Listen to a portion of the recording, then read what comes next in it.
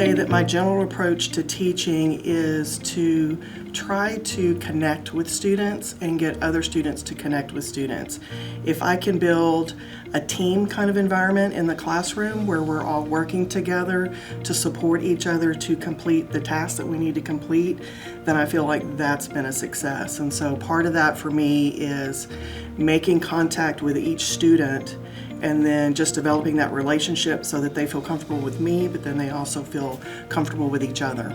I've learned a lot from the students that I have taught over the years, and one of the things that I have learned that I feel helps me the most is to pay attention to what they tell me.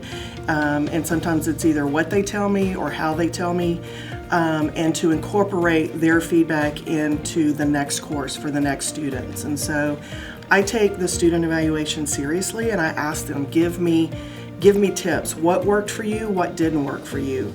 And think about the next class coming in here. What should they know?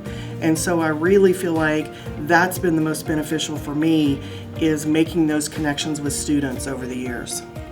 One of the things that I'm most proud of about teaching is the incorporation of the service learning projects that we've added to several of our classes. Currently I have 3 classes that use service learning projects, and for me it's just fun to watch a student go from being nervous about interacting or doing a task to the end of the project, them feeling comfortable about the process.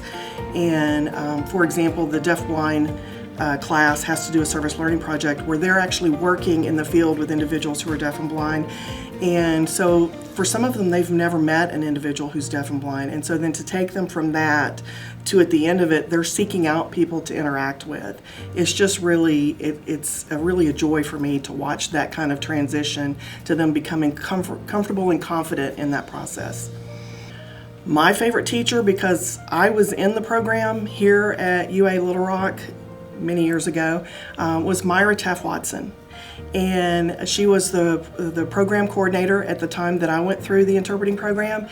And she was the one that taught me to take the skills that I have and then push beyond my comfort zone. And so I've really tried to apply that in my classrooms. And so I take students where they are, and then I push them to where they're a little bit uncomfortable, and then they grow, and then I keep pushing until I can help them achieve, whatever it is their goal is.